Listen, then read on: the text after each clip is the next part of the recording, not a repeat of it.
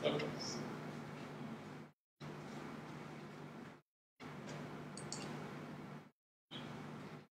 শিক্ষার্থীবৃন্দ,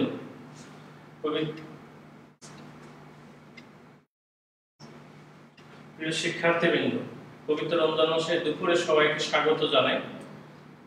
পদার্থবিজ্ঞানে আজকে আমরা চলতরিতে 4 নম্বর সেশনে যাব।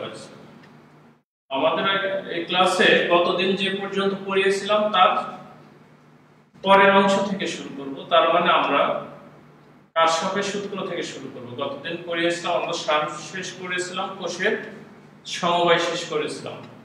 এখন তার পরের অংশটা থেকে শুরু করব। আশা করি এর আগে যতদূর পড়িয়েছিলাম তোমাদের মনে হয় কোনো সমস্যা নাই। যদি সমস্যা থাকে আমি আবার বলছি, তোমরা কমেন্টস বক্সে সমস্যাগুলো বলবে। আগামী দিনে আমরা এই চ্যাপ্টারের উপরে যত প্রবলেম আছে প্রবলেমগুলো নিয়ে আমরা আলোচনা করব। এইজন্য আজকে ক্লাসের পরে আশা করি তোমাদের কোনো সমস্যা হলে কমেন্টস বক্সে লিখে দিবে। ওকে, আমরা শুরু করতে পারি আজকে। যদি শুরু করি, আমরা প্রথম শুরু করব কারশফের সূত্র। এখন কারশফের সূত্র আসলে তার আগে কিন্তু আমরা আরেকটা সূত্র পড়েছিলাম, সেটা হলো ওহমের সূত্র। ওহমের সূত্রটা যেখানে ফেল করে মোটামুটি, ওহমের সূত্রটা মূলত সরল বর্তনীর ক্ষেত্রে হয়। সরল বর্তনী কি সেটাও আমরা পড়িয়েছি। তার চেয়ে যদি আমরা কোনো জটিল বর্তনী যদি যাই, জটিল বর্তনীর দিকে গেলে তখন কি হয়, তখন আসলে কারশফের সূত্র নিয়ে কাজ করি আমরা। তো শুরু করি। আমাদের প্রথম হলো কারশফের সূত্র। কারশফের সূত্র ইংলিশে আসলে এইভাবে লেখে,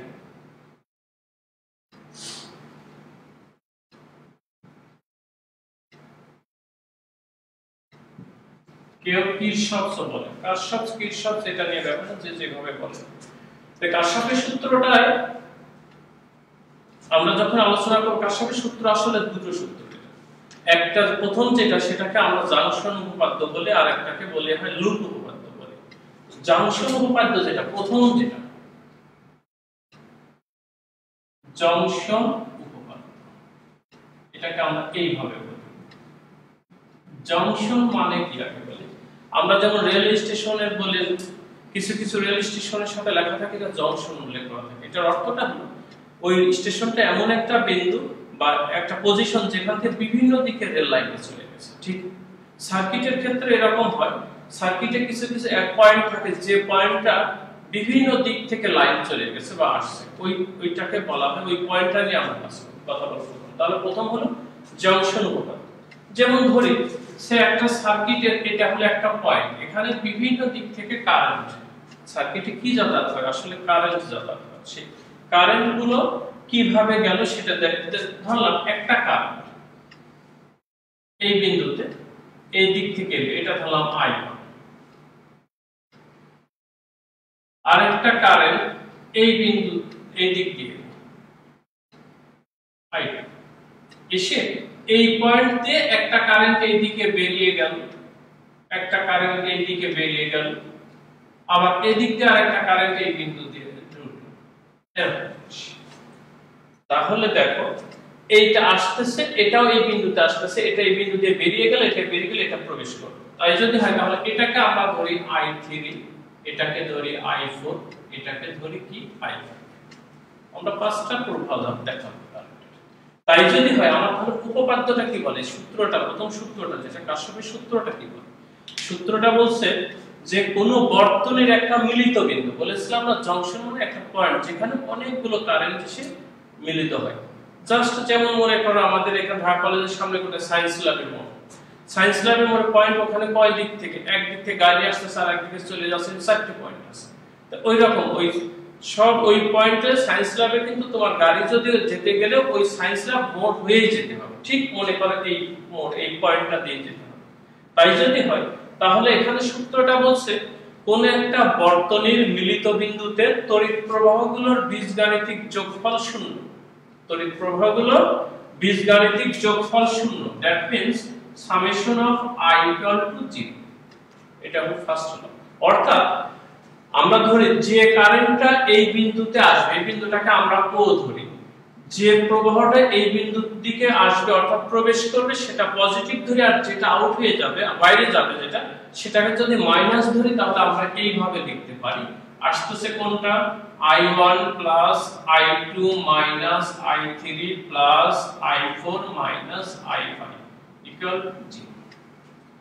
তড়িৎ প্রবাহগুলোর বীজগাণিতিক যোগফল 0, অর্থাৎ আশাটাকে পজিটিভ যাওয়াটাকে নেগেটিভ, অথবা যাওয়াটাকে পজিটিভ ধরলে আশাটাকে নেগেটিভ ধরতে হবে, জাস্ট উল্টা। তাই যদি হয় এটাকে আমরা এইভাবে লিখতে পারি, তাহলে কি হবে I1 plus I2 plus I4 equal to I3 plus I5।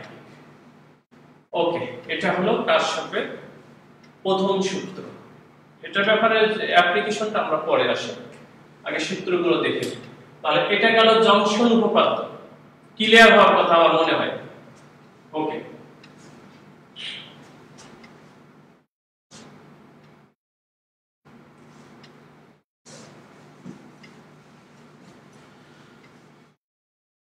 এবার 2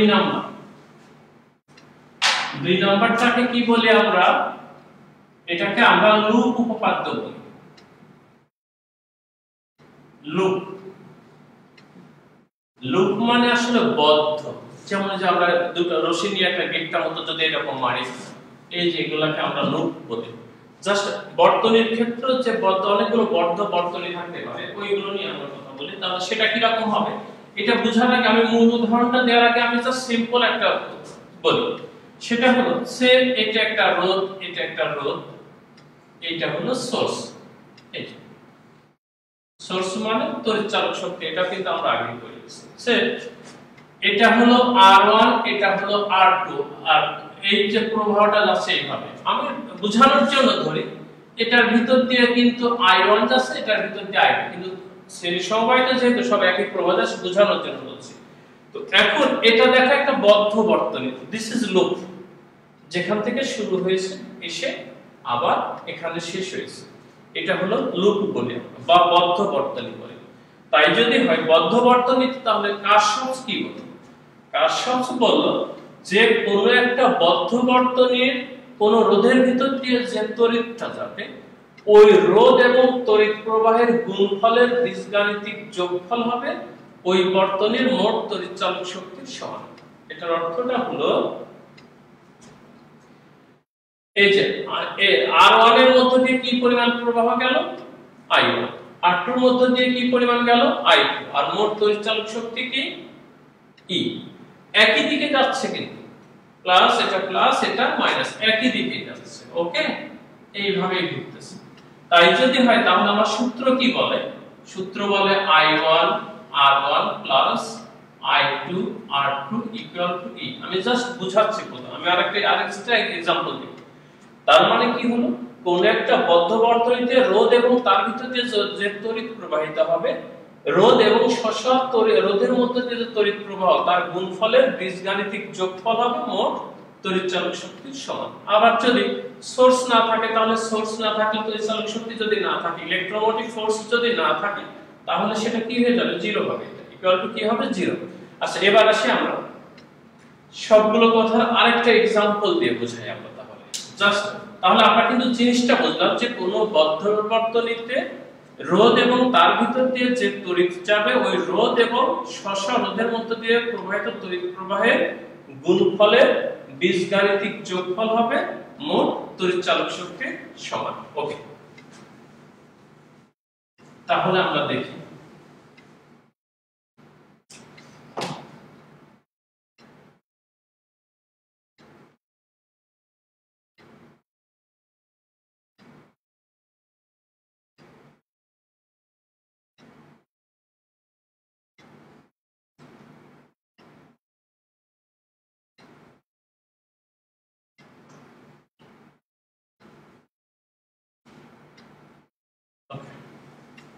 এটা দেওয়ার অর্থটা হলো এটার অ্যাপ্লিকেশন আমাদের পরে আসবে, এই জন্য আমি এই ফিগারটা দিচ্ছি তোমাদের।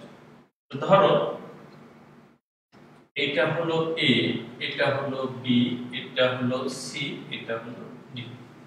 A B C D একটা বর্তনী, এক একটা রোধ। এটাকে আমরা ধরলাম কি R1, এটাকে ধরলাম R2, এটাকে ধরলাম R3, এটাকে ধরলাম কি R4, চারটি রোধ।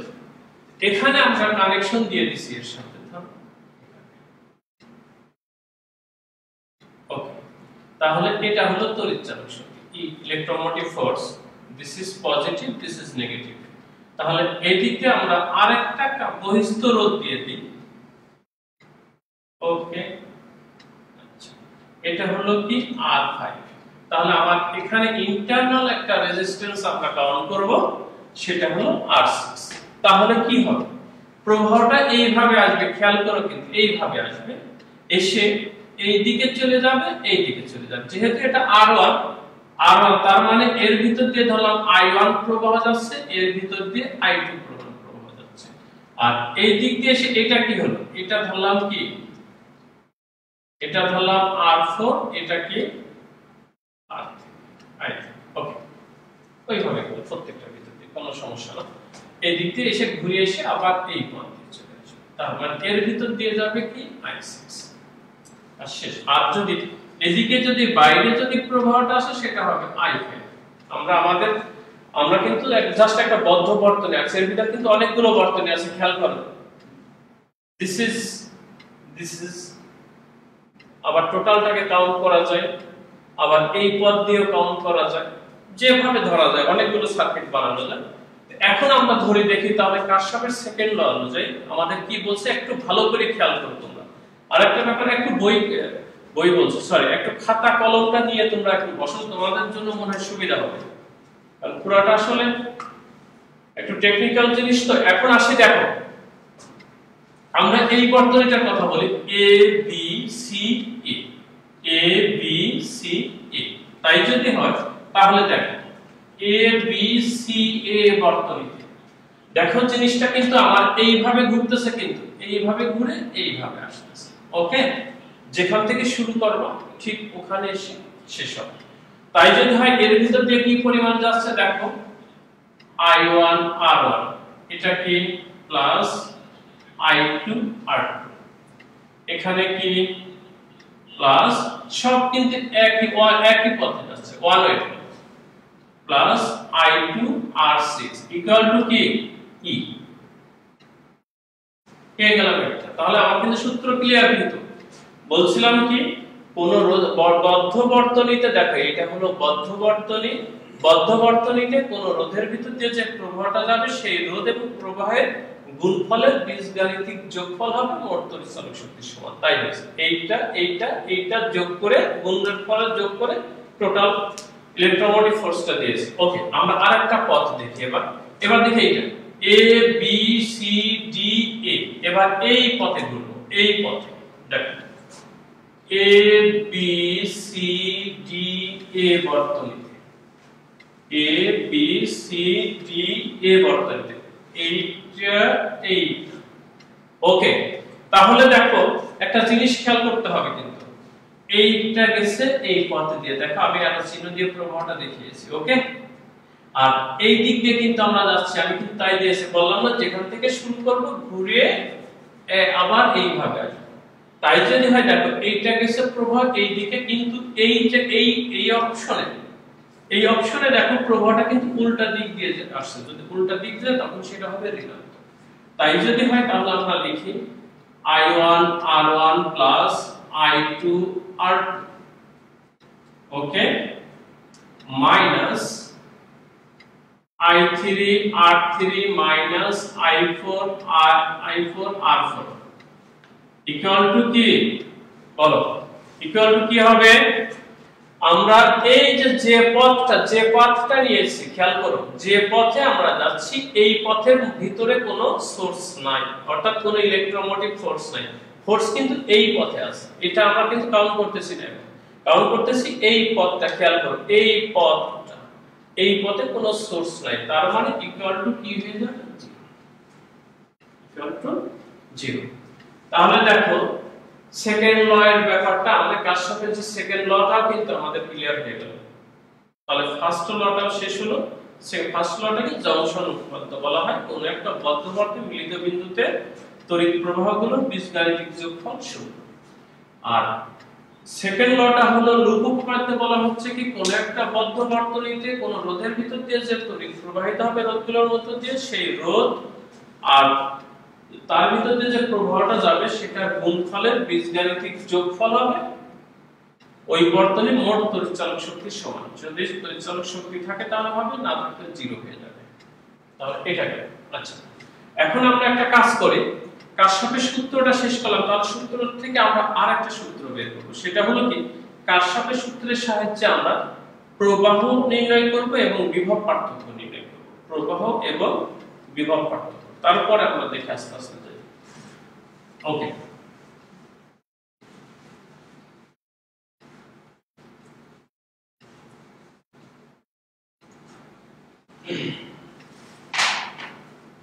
এরপরে দেখি আমরা তাহলে কারশফের সূত্রের সাহায্যে কি করব। কারশফের সূত্রের সাহায্যে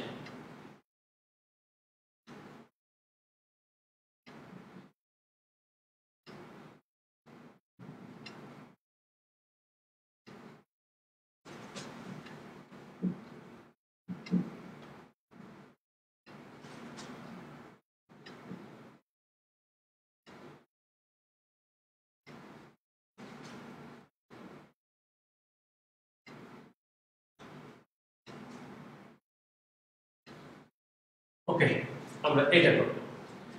তাহলে দেখি একটা সার্কিট আঁকি। হ্যাঁ, আগে সার্কিট আঁকি। সার্কিটটা কি রকম হতে পারে?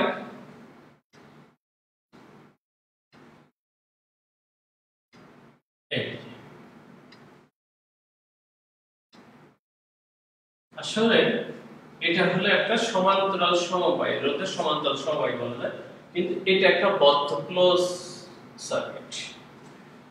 এখন আমরা একটা সোর্স অ্যাপ্লাই করি। ওকে, সোর্স অ্যাপ্লাই করি। এই ওকে, এটা কি চাবি? চাবি ব্যবহার করলে হবে, না করলে হয়, ওটা হলো ব্যাপার। আচ্ছা, এটা হলো চাবি। আমার এখানে ইলেকট্রোমোটিভ ফোর্স ই আমি দিয়ে রাখি, this is positive, this is negative. তার মানে আমার কি হবে, এই জায়গা থেকে কারেন্টটা যাওয়া শুরু করি। এখানে সেই বিন্দুটাকে আমরা কি ধরলাম, এটাকে ধরলাম এ, এটাকে ধরলাম কি বি। গুড। তাহলে কি হবে, যেহেতু দিস ইজ প্যারালাল কানেকশন, তাহলে আমার আই প্রবাহটা এসে এখানে কি হয়ে যাবে, দুই দিক দিয়ে ভাগ হয়ে যাবে। আমি এই দুই দিক দিয়ে ভাগ যেটা হবে, এই যে এটা ধরি R1 রেজিস্ট্যান্স, এটা হলো কি R2, this is I1, this is কি I2। আমি এখন এই I1 আর I2 টা বের করব, তারপরে V, এই দুই বিন্দুর ভোল্টেজটা বের করব, আসলে ভিটা বের করব, দেখি কি রকম আসে। তারপরে আস্তে আস্তে আমরা দেখব যদি প্রবলেম সলভ করার ব্যাপারে তখন। তাহলে শুরু করি। এখানে দেখো আইটা এসে দুটো অংশে ভাগ হয়েছে, ক্লিয়ার? আইটা এসে দুটো অংশে ভাগ হয়ে গেছে। তাই যদি হয় তাহলে আমরা কি লিখতে পারি, আমরা লিখতে পারি i সমান সমান i1 প্লাস i2। ওকে, ইকুয়েশন নাম্বার 1। এখন যেহেতু আমরা কারশফের সূত্র ব্যবহার করব, যেটা এটাই কিন্তু তাই হয়েছে, এই কারশফের প্রথম সূত্রটাই কিন্তু ব্যবহার হলো। দেখো আইটা এই বিন্দুতে এলো, এই বিন্দু থেকে দুটো চলে গেছে i1 আর i2, তাহলে i সমান কি হবে, i1 প্লাস i2, অথবা এইটা i1 minus i1 minus i2 equal two 0 হয়। একই ওই জায়গা থেকে কিন্তু ধরে নিতে হবে।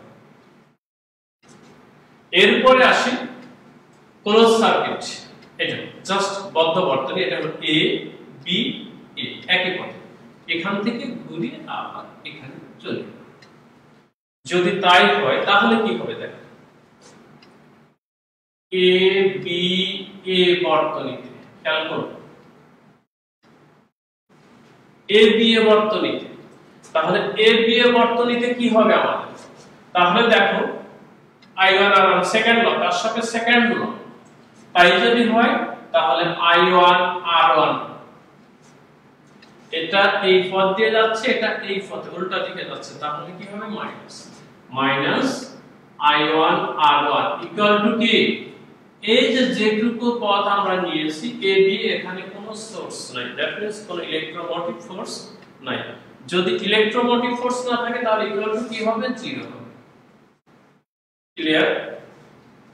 আচ্ছা, এবার আসি আমরা, তাহলে কি হলো i1 r1 সমান সমান, ভুল করেছি এখানে, i2 r2 হবে, i2 r2। ওকে, তাই যদি হয় তাহলে আমাদের কি হয়ে গেল, i1 by i2 equal to r2 divided by r। ক্যালকুলেশনের ব্যাপার, সেটা আমরা উভয় দিকে অন যোগ করি। যদি যোগ করি তাহলে দেখো কি হয় 1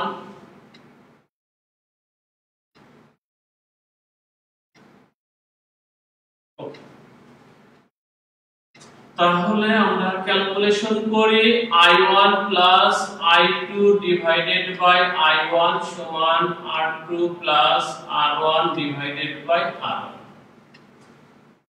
তাই যদি হয় তাহলে আমার এখানে কি হলো, উপরে দেখো i1 প্লাস i2 মানে i, তাহলে একটু সমান i হয়ে যাবে।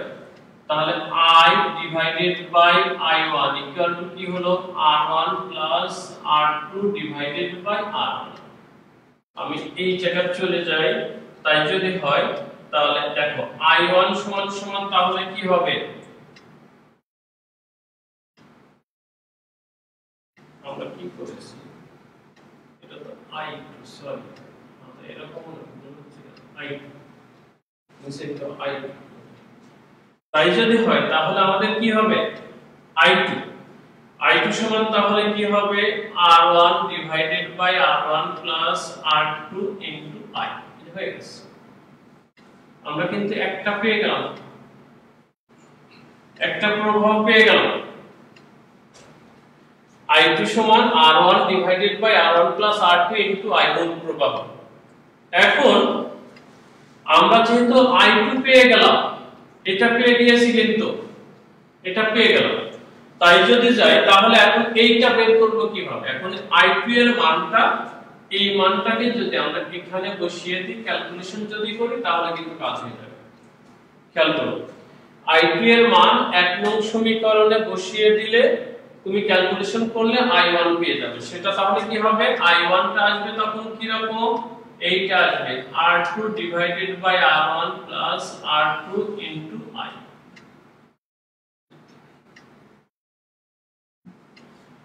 আবারও বলি i2 টা i1 এক নম্বর সমীকরণে বসিয়ে দিলে আমরা i1 পেয়ে যাব।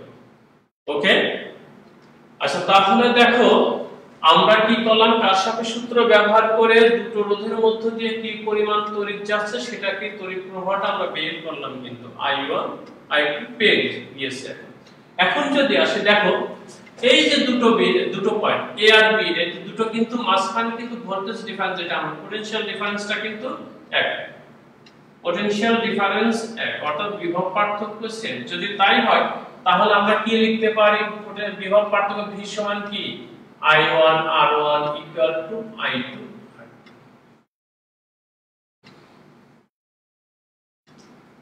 কারণ v সমান ir আমরা জানি। তাহলে এই দুই বিন্দুর বিভব পার্থক্য তুমি এইভাবে করে নিতে পারো। তাহলে v সমান কি i1 r1 সমান i2 r2, যেটা বের করতে বলো সেটা বের করতে পারো। আবার তোমার এই দুটো রোধ যেহেতু এটা কি সমান্তরাল সমবায়, যদি সমান্তরাল সমবায় হয় তাহলে তুল্য রোধ কত হবে r, তুল্য রোধ r। তখন তুমি কিন্তু টোটাল ভোল্টেজটা মাপতে পারো, তার মানে তখন কি হবে v সমান সমান কি হবে ir। তার মানে কি দেখো ভালো করে খেয়াল করে নাও, তাহলে আমরা রোধের মধ্য দিয়ে কি পরিমাণ তড়িৎ যাচ্ছে সেটাও আমরা পেয়ে গেলাম, এবং ভোল্টেজ এখানে যে আমাদের যে ভোল্টেজ যেটা অর্থাৎ বিভব পার্থক্যটা আমরা এইভাবে বের করতে পারি। তাহলে দেখো কারশফের সূত্র দুটো শিখলাম আমরা, কারশফের সূত্রের অ্যাপ্লিকেশনটাও দেখলাম যে কারশফের সূত্রের সাহায্যে তড়িৎ প্রবাহ এবং বিভব পার্থক্য বের করা যায়। এটা আমাদের গেল।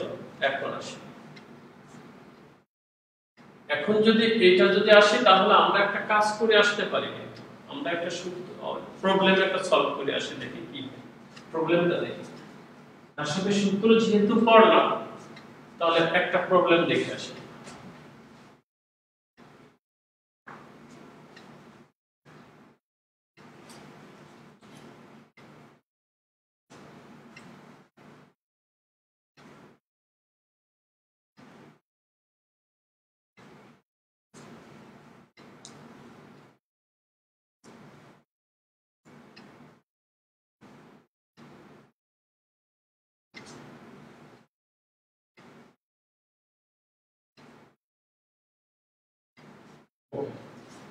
কারশফের সূত্রটা দেখি এবার। কারশফের সূত্রের একটা অ্যাপ্লিকেশন দেখি, দেখো খুব ভালো করে একটা খুব ইম্পর্টেন্ট একটা অঙ্ক, সেটা হলো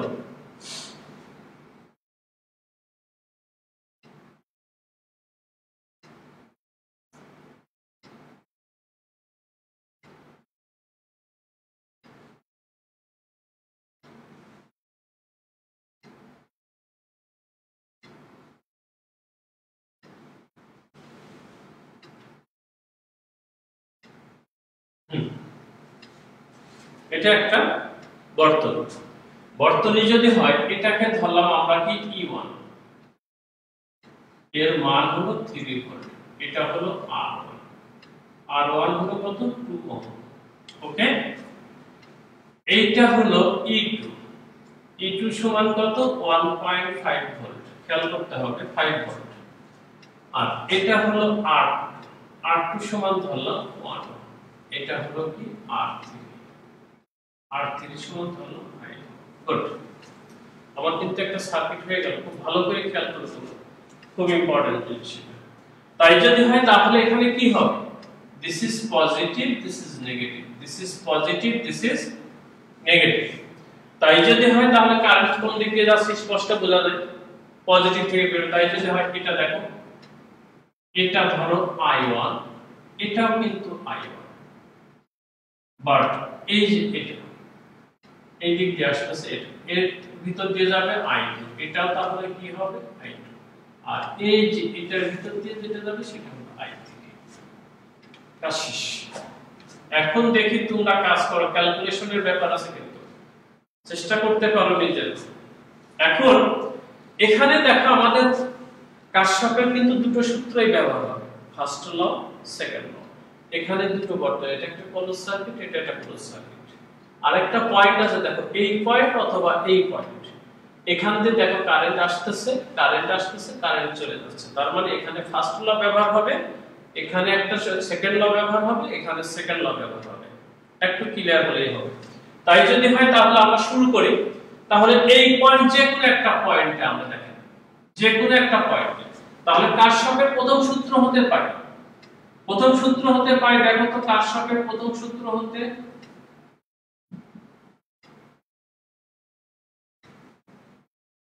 কারশফের প্রথম সূত্র হতে, তাহলে কারশফের প্রথম সূত্র হতে কি পাই আমরা, I1 আসতেছে, I2 আসছে, যাচ্ছে কি I3। তাই যদি হয় তাহলে আমরা কি লিখতে পারি, I1 plus I2 minus I3 সমান সমান 0। কি বলেছিলাম মনে আছে, কোন একটা মিলিত বিন্দুতে তড়িৎ প্রবাহগুলোর বীজগাণিতিক যোগফল 0, আর সেটাকে পজিটিভ ধরবো, যাওয়াটাকে নেগেটিভ ধরে কাজ করা যায়। তাই যদি হয় তাহলে এখান থেকে আমরা কি লিখতে পারি, I3 সমান সমান I1 প্লাস I2, এক নাম্বার সমীকরণ। তার মানে কি ফার্স্ট লটা আমরা অ্যাপ্লাই করলাম। ওকে, এবার দেখি সেকেন্ড লটা আসে। সেকেন্ড ল মানে এই বর্তনীতে, খেয়াল করবেন এই বর্তনীতে, এই বর্তনীতে, অর্থাৎ এটাকে আমরা বাম পাশে বলি, বাম পাশের বর্তনী, বাম বর্তনীতে। ওকে, এটাকে আমরা ধরলাম বাম বর্তনীতে। তাই যদি হয় বাম বর্তনীতে দেখো R1 এর ভিতর দিয়ে যাচ্ছে I1, R3 এর মধ্য দিয়ে যাচ্ছে কি I3। তাই যদি হয় একই পথে ঘুরতেছে কিন্তু, তাই যদি হয় তাহলে দেখো I1 R1 plus I3 R3 equal to কি E1। Very good. তাই যদি হয় তাহলে কি হবে, এটা কি হবে 2I1 প্লাস, মানগুলো বসিয়ে দিচ্ছি কিন্তু, R1 এর মান 2, তাহলে 2I1, R3 এর মান কত 5, তাহলে 5I3 ইকুয়াল টু কত 3। ক্লিয়ার? এখন একটা কথা আছে, আসলে ওই সে ছোটবেলায় তোমরা যেমন 7 8 এ সমাধান করছিলা না, ঠিক সমাধানের মতো কাজ করতে হবে কিন্তু আমাদের এখানে। এই জন্য একটু খেয়াল করো ভালো করে। এখানে দেখো I3 এর মান কত, I1 প্লাস I2। আমরা এখন I3 এর মানটা পুট করে দিই। তাই যদি হয় তাহলে কি হবে, 2I1 প্লাস 5 ইনটু কত, I1 প্লাস I2, তাহলে I1 প্লাস I2।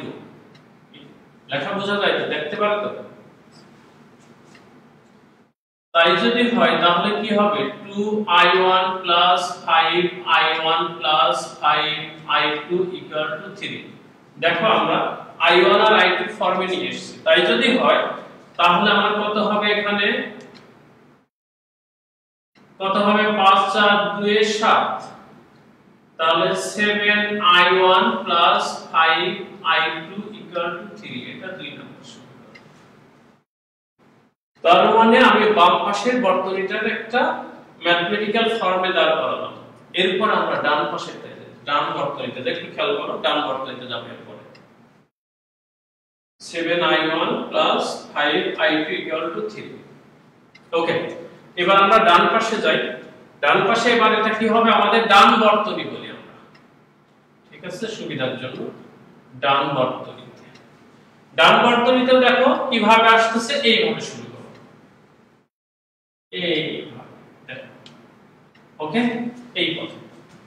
এই পথে ঘুরতেছে। তাই যদি হয় তাহলে আমরা এরকম লিখতে পারি i2 r2 plus i3 r3 equal to কি e2।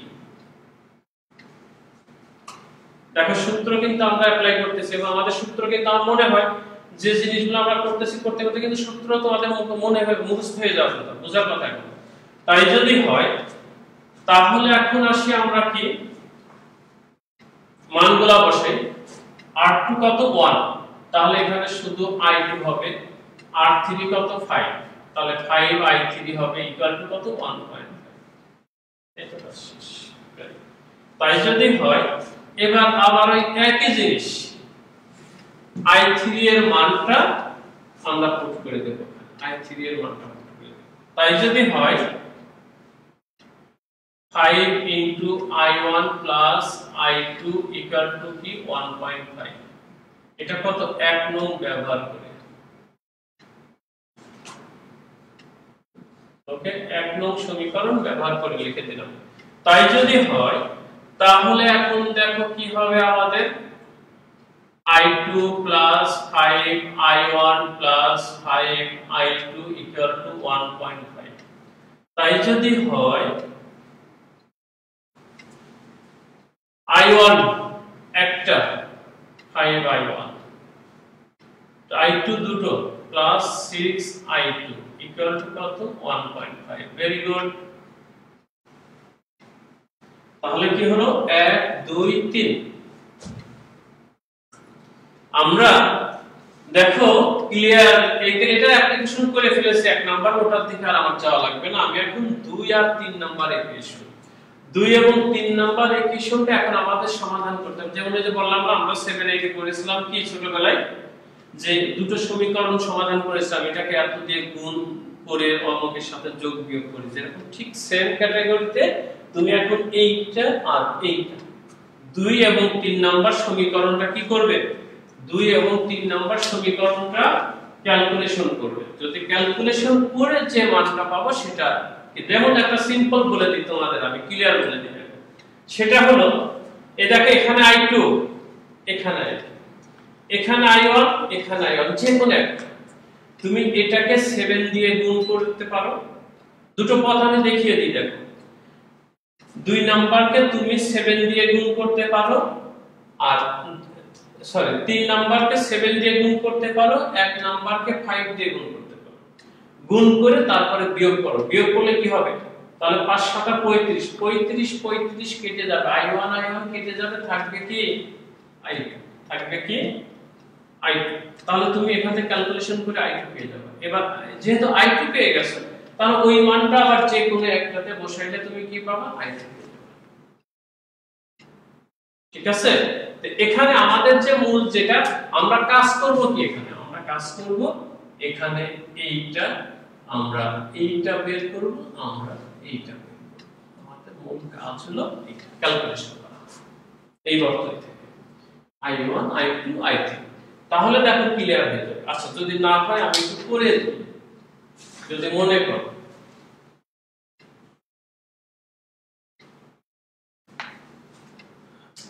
এখানে লিখি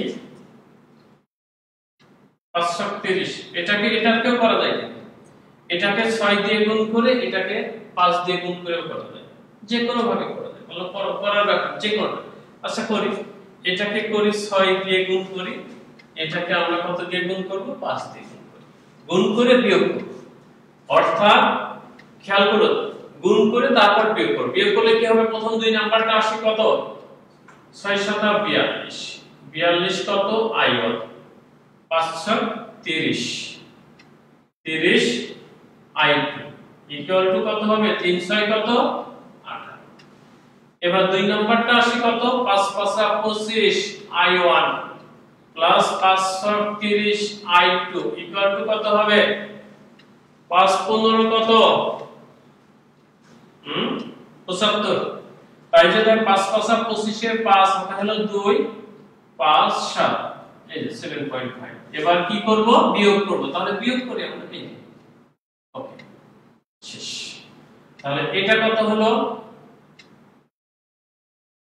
12 42 তার মানে 7 আর এটা কত হবে এটা তো i1 বিয়োগ করলে কত 7 হাতে হলে 17 হবে এদিকে কত হবে বিয়োগ করলে 18 থেকে 0.5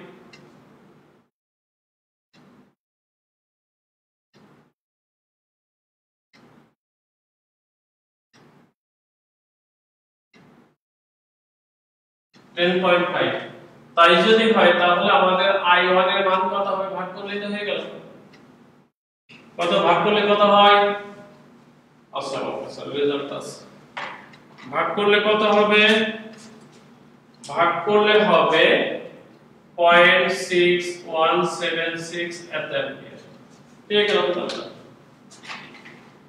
তাহলে i1 টা পেয়ে গেলাম এখন কি করব এই i1 এর মান যে কোনো একটাতে বসাইলে আমরা কি করব i2 এর মান পেয়ে যাব এখন i1 আর i2 এর মান যদি হয় দুটো মান যোগ করলে কি পাবো আমরা i2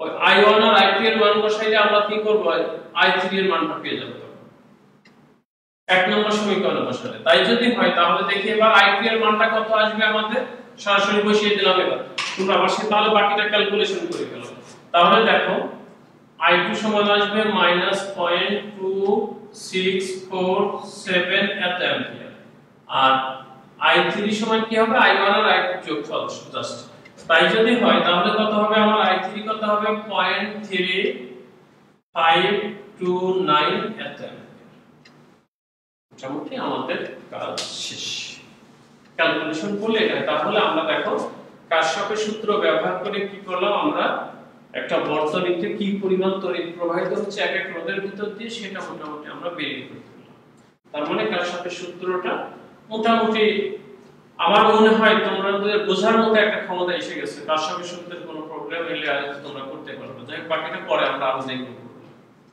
তাহলে কারশফের সূত্রটা শেষ এবার আমরা যাব হুইটস্টোন ব্রিজে যাব হুইটস্টোন ব্রিজ ওকে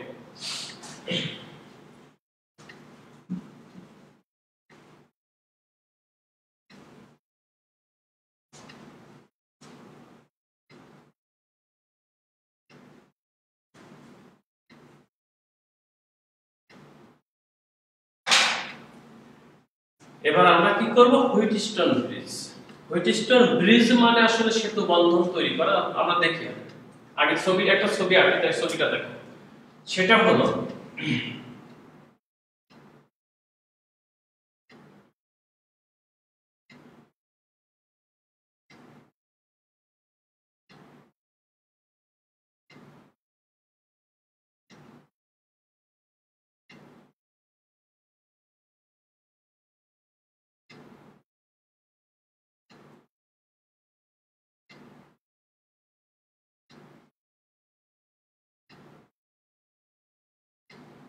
দেখো চারটে রোধ এখান থেকে শুরু করে চারটে রোধ কিন্তু একটা ব্যাপার আছে হুইটস্টোন ব্রিজ যখন করব চারটে বাহু ব্যবহার করেছে চারটে বাহুতে চারটে রোধ ব্যবহার করা হয় রোধ আসলে আমরা এখানে রোধ বক্স ব্যবহার করি সেটা তোমরা হয়তো ল্যাবে দেখছো তোমরা সবাই তো এই যে চারটে রোধ ব্যবহার করেছে চারটে রোধের কিন্তু সিম্বল যেটা ব্যবহার করি একটু মনে রাখা দরকার এটা হলো পি এটা হলো কিউ এটা হলো আর এটা হলো এস ঠিক এইভাবে খেয়াল করবা কিন্তু P Q R S P Q R S এখন দেখো এখানে চারটে রোধ কি সমবায় আছে এইভাবে গেছে দেখো এইভাবে কি আসে এইভাবে তার মানে চারটে রোধ শ্রেণী সমবায় যুক্ত করা আছে কিভাবে শ্রেণী সমবায় সিরিজ কম্বিনেশনে যুক্ত করে কি করা হয়েছে এখানে দেখো চারটে জয়েন্ট আছে কয়টা চারটে বিন্দু আছে জয়েন্টের এই চারটে জয়েন্টের মধ্যে দুটো বিন্দুতে আমরা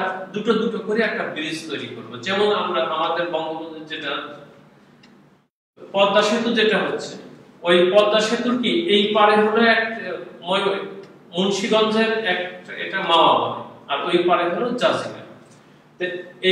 এই পার আর ওই পারের মধ্যে কে সংযোগটা কে করবে? পদ্মা সেতু করবে। জাস্ট এই জন্য এটা হলো ব্রিজ, মানে সেতু বন্ধন, যোগাযোগ তৈরি করবে। সেটা হলো এখন এই যে এই কানেকশন আর এই কানেকশনের মাঝখানে আমরা কি ব্যবহার করব? একটা গ্যালভানোমিটার ব্যবহার করব। তাহলে দেখো এই যে দুটো পয়েন্টের মধ্যে সেতু বন্ধন তৈরি হয়ে গেল। কে তৈরি করলো? গ্যালভানোমিটার। আর কি থাকলো? আরো দুটো পয়েন্ট থাকলো। এই দুটো পয়েন্টের মাঝখানে কি করব? আমরা একটা সোর্স ব্যবহার করব, ওকে, আর একটা চাবি ব্যবহার করব। এই যে চাবি, আর এটা হলো সোর্স। তার মানে সিরিজে থাকা চারটে রোধকে, খেয়াল করো, সিরিজে থাকা চারটে রোধকে কি করব আমরা? তার চারটে পয়েন্টের মাঝখানে, দুটো পয়েন্টের মাঝখানে গ্যালভানোমিটার, অন্য দুটো পয়েন্টের মাঝখানে কি চাবি এবং ব্যাটারি বা কোষ ব্যবহার করে যে ব্রিজ তৈরি করা হয়, এটাকে কি বলা হয়? Wheatstone bridge. চারটে পয়েন্টের মধ্যে সেতু বন্ধন তৈরি করা হয়, এটাকে বলা হয় হুইটস্টোন ব্রিজ। এখন হুইটস্টোন ব্রিজের এইটা যেটা করলাম আমরা, এটা কিন্তু মূলনীতি একটা আছে, সেটা আমরা প্রতিপাদন করব। সেই মূলনীতিটা কি? হুইটস্টোন ব্রিজের মূলনীতি হলো এটা, P/Q = R/S। P/Q = R/S। এখন আমার কথা হলো এই মূলনীতিটা কি? তার মানে PQ/RS হলো বিভিন্ন মানের কিন্তু চারটি রোধ। তো এই রোধের হুইটস্টোন ব্রিজের ব্যবহারটাই হয় যেখানে যে আমার চারটি রোধের মধ্যে তিনটা রোধ আমার দেয়া আছে। কয়টা রোধ দেয়া আছে?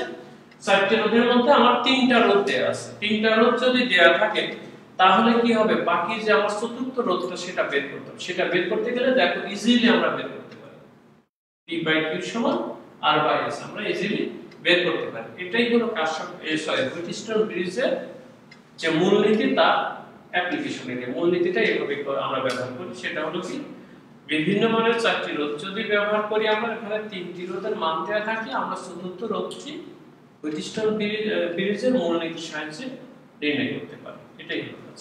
আচ্ছা, এখন আমাদের কাজটা হবে যে এই হুইটস্টোন ব্রিজে আমরা কারশফের সূত্র অ্যাপ্লাই করব। একটা আগে যেটা বললাম, হুইটস্টোন ব্রিজে কারশফের সূত্র ব্যবহার করব। অর্থাৎ কারশফের সূত্রের সাহায্যে আমরা হুইটস্টোন ব্রিজের মূলনীতিটা আমরা ব্যবহার করব, মূলনীতিটা নির্ণয় করব। যদি এইটা যদি নির্ণয় করতে যাই কারশফের সূত্র দিয়ে ব্যবহার করে, দেখি কিভাবে আসে। তো দেখো এখানে A, এটা হলো B, এটা হলো C, এটা হলো D, A B C D আমরা তিনটা পয়েন্ট মার্ক করলাম। এখন এর ভিতর দিয়ে দেখো কিভাবে কারেন্ট যাবে। দেখো এখান থেকে ভাগ হয়ে গেল, কিন্তু তাই যদি যাই এর ভিতর দিয়ে ধরলাম I1 পরিমাণ, এর ভিতর দিয়ে যাচ্ছে I2 পরিমাণ, আমার কিন্তু এখান থেকে মূল কারেন্ট আসবে। চাই জিনিসটা আগের মতো, একটু খেয়াল করলে ক্লিয়ার হয়ে যাবে, ভেরি ইজি জিনিস। তাহলে I জিনিসটা কি, এখানে দুটো অংশে ভাগ হয়ে গেল, একটা I1 আর একটা কি I2, ওকে। এখানে আরো দুটো কারেন্ট আছে, তাহলে এর ভিতর দিয়ে কিভাবে যাবে? এর ভিতর দিয়ে যাবে, এইটা যাবে কি, এর ভিতর দিয়ে যাবে I3 আর এর ভিতর দিয়ে যাবে I2। তাহলে এই জায়গা থেকে এইভাবে দুটো কারেন্ট গেল, এইভাবে এসে এইভাবে দুটো কারেন্ট গেল। এখানে যেহেতু গ্যালভানোমিটার, তাহলে এই লাইন দিয়ে কিন্তু আমার একটা কারেন্ট যাবে। তাহলে গ্যালভানোমিটারের ভিতর দিয়ে যাবে যেটা, সেটাকে ধরলাম IG। পয়েন্ট যেগুলো করতেছি একটু ভালো করে খেয়াল করে না। তাহলে কি হলো? দেখো I1, I2, I3, I4 আর এটা কি IC। ক্লিয়ার? ওকে। এখন আমরা কারশফের সূত্র ব্যবহার করব, তার আগে আরেকটা কথা বলে নিই। সেটা হলো হুইটস্টোন ব্রিজের মূলনীতি বের করতে গেলে এর একটা কন্ডিশন লাগে আমাদের। কন্ডিশনটা কি? আমরা যে এখানে যে চারটি রোধের কথা বলছি, এই চারটি রোধ আসলে কি, এটা ফিক্সড রোধ না, আসলে এটা হলো রোধ বাক্স ব্যবহার করে, বক্স, যেখানে অনেকগুলো রোধের মান থাকে, এক একটা পয়েন্ট কি থাকে, চাবি থাকে, চাবি ধরে ধরে কাজ করতে হয়, যেটা ল্যাবে তোমরা দেখছো মনে হয়। যদি তাই হয় তাহলে দেখো আমাদের কি হবে সেটা যদি হয় তাহলে কিভাবে কাজ করতে পারে আমরা একটু দেখি। আমাদের এই যে কন্ডিশনের কথা বললাম, কন্ডিশনটা হলো যে এমন ভাবে আমার কাজ করতে হবে যে এই যে বললাম এখানে রোধ বাক্স মানে অনেকগুলো অপশন থাকে রোধের, তাহলে এই এমন ভাবে রোধগুলো থেকে বাক্স থেকে রোধ তুলে তুলে আমার এমন একটা কন্ডিশন আনতে হবে সেটা হলো এই বি বিন্দুর বিভব আর ডি বিন্দুর বিভব সমান হবে। আমরা তো এটাও জানি আগের চ্যাপ্টারে পড়েছি, সেটা হলো যদি ভোল্টেজটা অর্থাৎ পটেনশিয়াল ডিফারেন্স যদি না থাকে তাহলে ওই পথ দিয়ে কোনো কারেন্ট পাস হবে না। ঠিক আছে, তো আমার এই বি বিন্দুর ভোল্টেজ আর ডি বিন্দুর ভোল্টেজ যদি আমার সমান হয় তাহলে এই গ্যালভানোমিটারের ভিতর দিয়ে কোনো প্রবাহ পাস হবে না। তার মানে গ্যালভানোমিটারের যে কাঁটাটা আছে ওই কাঁটাটা সব সময় জিরোতে থাকবে। কি থাকবে? জিরোতে থাকবে। এটাকে বলা হয় নিষ্পন্দ বিন্দু বলা হয়। কি বলা হয়? নিষ্পন্দ বিন্দু বলা হয় বা ভারসাম্য বিন্দু বলা হয়। এটাকে আমরা নাল পয়েন্ট বলি। কারশফের সূত্রের ক্ষেত্রে কি বলি? নাল পয়েন্ট বলি। এই হুইটস্টোন ব্রিজের ক্ষেত্রে নাল পয়েন্ট বলি। এটা একটা কন্ডিশন। তার মানে মনে করতে হবে যে আমরা যখন কারশফের সূত্র অ্যাপ্লাই করি আমরা এটা কাজ করব, তখন আগেই কিন্তু আমি ব্রেনে দিয়ে দিলাম তোমাদের, সেটা হলো মনে করবা যে আমার এই বিন্দুর বিভব আর এই বিন্দুর বিভব সমান, অর্থাৎ গ্যালভানোমিটার ভিতর দিয়ে কোনো প্রবাহ যাবে না, অর্থাৎ ওই ক্ষেত্রে আমার Ig কি হবে? Ig 0 হবে। এটা সব সময় ধরে নিতে হবে, এটা একটু খেয়াল করতে হবে। তাহলে এটার কাজ গেল। সো এখন আমরা আসি, আমরা এখন কি করব? কারশফের সূত্রের সাহায্যে কি করব? কারশফের সূত্রের সাহায্যে হুইটস্টোন ব্রিজের মূলনীতিটা প্রতিপাদন করব। ঠিক আছে, করি। এখানে দেখো, এখানে বি একটা পয়েন্ট, ডি একটা পয়েন্ট। আমরা এই দুটো পয়েন্টে প্রথমে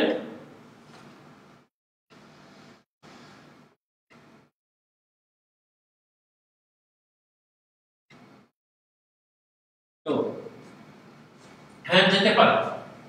তুমি যে প্রশ্নটা করেছো যে জি দিয়ে ডি থেকে কারেন্ট যেতে পারে কিনা? হ্যাঁ যেতে পারে, এটা আমাদের ধরার বিষয়। আমরা এই পথ দিয়ে এসে কারেন্টটা এই পথ দিয়ে আনলাম। তুমি এই পথ দিয়ে না দেখে এটাকে এই পথ দিয়ে দেখে দিতে পারো, কোনো সমস্যা নেই। এই নিয়ে সমস্যা এক, কারণ আমার তো এখান থেকে আসছে, এখান থেকে এসে দুই দিকে ভাগ হয়ে যাচ্ছে। আমি এই পথ দিয়ে দেখাচ্ছি, আমি এই পথ দিয়েও দেখাতে পারি। গ্যালভানোমিটার তো এই নিয়ে কোনো সমস্যা নেই, যে কোনো পথ দিয়ে তুমি বি থেকেও দেখাতে পারো, ডি থেকেও দেখাতে পারো। আচ্ছা, এখন আসো, তাই যদি হয় আমার এখন যে কাজটা, তাহলে দেখো বি বিন্দুতে প্রথম আমি এই পাশে যাই, তাহলে বি বিন্দুতে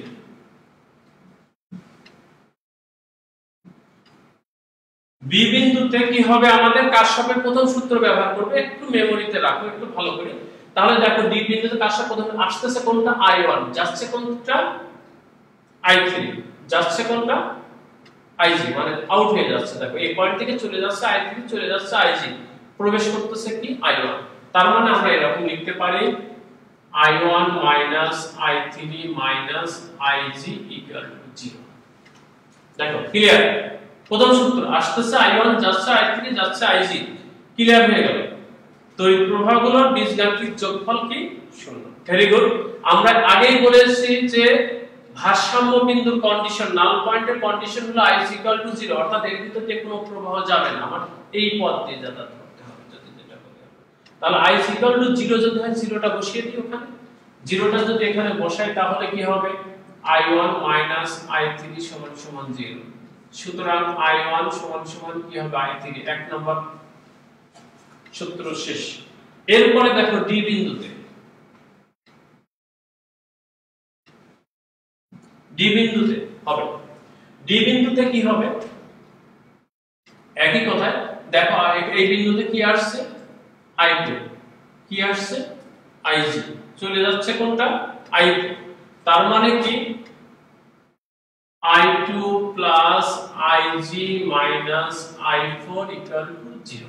ওই একই সূত্র, মিলিত বিন্দুতে তড়িৎ প্রবাহগুলোর বীজগাণিতিক যোগফল কি হবে? 0 হবে। ওকে, আবার একই কন্ডিশন কিন্তু I equal to কি? 0। যদি তাই হয় তাহলে আমাদের কি হবে? একবারে লিখে দিলাম I2 I4। এটা হলো 2 নাম্বার কন্ডিশন। দেখো আমরা প্রথম সূত্র, কারশফের প্রথম সূত্রর অ্যাপ্লাইটা শেষ করলাম। এখন আমরা সেকেন্ড সূত্রটা অ্যাপ্লাই করব। সেকেন্ড লটা যদি অ্যাপ্লাই করতে যাই তাহলে দেখো এখানে কি হবে? এই বর্তনী, এখানে একটা বর্তনী, এখানে একটা, দুটো বর্তনীতে কাজ করবে। এই দেখো এইভাবে আসতেছে, এইভাবে ঘুরে আসে। তার মানে কি এখানে কি হবে, এ বি ডি এ বর্তনীতে। খেয়াল করো, আমি কিন্তু জাস্ট শর্টকাট করতেছি, বর্তনী না লিখে খেয়াল করো তোমরা। এটা এ বি ডি এ বর্তনীতে। ওকে, তাই যদি হয় তাহলে এখান থেকে শুরু করলাম। দেখো এটা কি I1P, very good, I1P galvanometer এবং গ্যালভানোমিটার। তাই যদি হয় তাহলে প্লাস কি হবে, Ig, দেখো গ্যালভানোমিটার হলো ক্যাপিটাল জি। তাই যদি হয়, আর এটা কি হবে, এই দেখো ঘুরে একই পথে এলো, এইটা কিন্তু উল্টা দিকে, তার মানে দিস ইজ নেগেটিভ। তাই যদি হয় এটা কি হবে, I2R ইকুয়াল টু কি, এই যে আমি যে বদ্ধ পথটা, যে ক্লোজ পাথটা নিলাম, এখানে কোনো সোর্স নাই, তার মানে ইকুয়াল টু 0।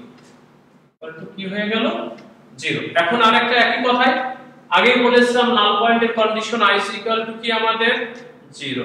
তাহলে এখানে i ইকুয়াল টু 0 বসিয়ে দিই। তাই যদি হয় তাহলে কি হবে আমাদের, I1P minus I2R equal to 0। তাই যদি হয় তাহলে এটা কি হবে, I1P ইকুয়াল টু I2R। তাই যদি হয় তাহলে দেখো তো P ডিভাইডেড বাই R সমান কি হয়, I2 ডিভাইডেড বাই R1।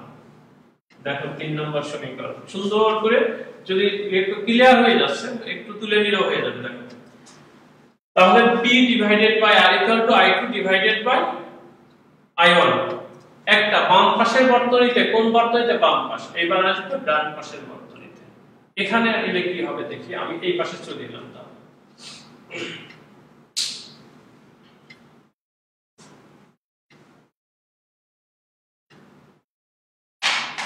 দেখো এবার নাও বি সি ডি বি বর্তনীতে, খেয়াল করো বি সি ডি বি বর্তনীতে। ওকে, এই বর্তনী, তার মানে আমার কাজ হবে কি, এইভাবে ঘুরে এইভাবে যাচ্ছে, জাস্ট এটা বুঝলে হবে। B C D B, B C D B, তাহলে কি হলো, এখান থেকে শুরু করে দেখো I3Q এই পথে আসতেছে, কিন্তু এটা কিন্তু উল্টা, এটা উল্টা। তার মানে কি দেখো, এটা হবে I3Q minus I4S minus IgG equal to 0। মনে হয় ক্লিয়ার? I3Q এই পথে ঢুকলো, এটা উল্টা দিকে যাচ্ছে, তার মানে এটা নেগেটিভ, এটা দেখো উল্টা দিকে আসতেছে, এটা নেগেটিভ, কারণ আমি যাচ্ছি এই পথ দিয়ে। আমি লিখেছি BCDB, আমি যে পয়েন্ট ধরবো ঠিক ওই পয়েন্টেই যাবে। তাই যদি হয়, এখন দেখো আবার একই কথাই আমরা বলেছিলাম, নাল পয়েন্টের ক্ষেত্রে i ইকুয়াল টু কি, নাল পয়েন্টের ক্ষেত্রে i ইকুয়াল টু 0। তাহলে এখানে i এর মানটা 0 বসিয়ে দেব। তাই যদি হয় তাহলে কি হবে, I3Q minus I4S equal to 0। তার মানে কি I3Q সমান I4S।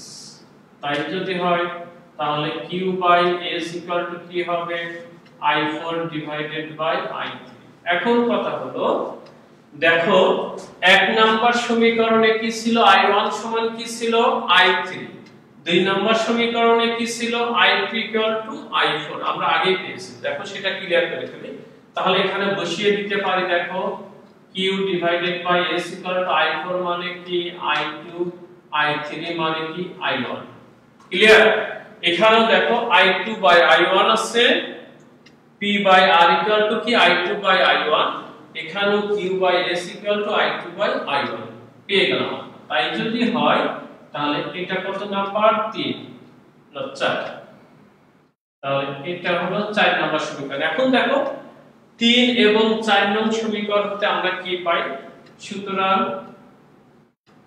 3 ও 4 নং হতে দেখো তো কি পাই, P ডিভাইডেড বাই R সমান সমান Q ডিভাইডেড বাই S। সুতরাং P বাই Q সমান সমান R by S। This is A। Wheatstone ব্রিজের মূলনীতি, প্রিন্সিপাল অফ হুইটস্টোন ব্রিজ।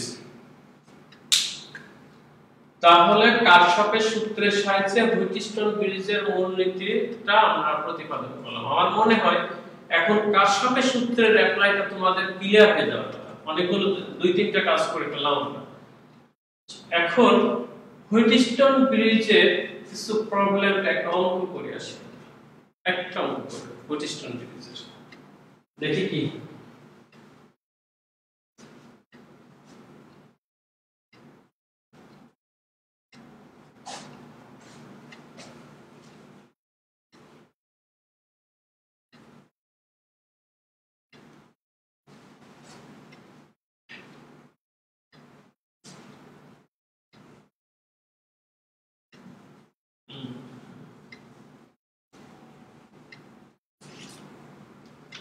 এটার ব্রিজটা পড়ে থাকবে, শেষ হয়ে গেছে। একটা অঙ্ক করে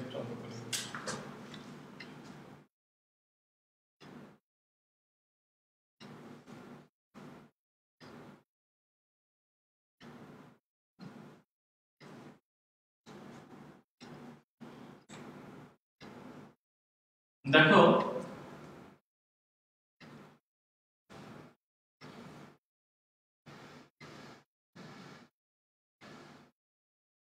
হুইটস্টোন ব্রিজ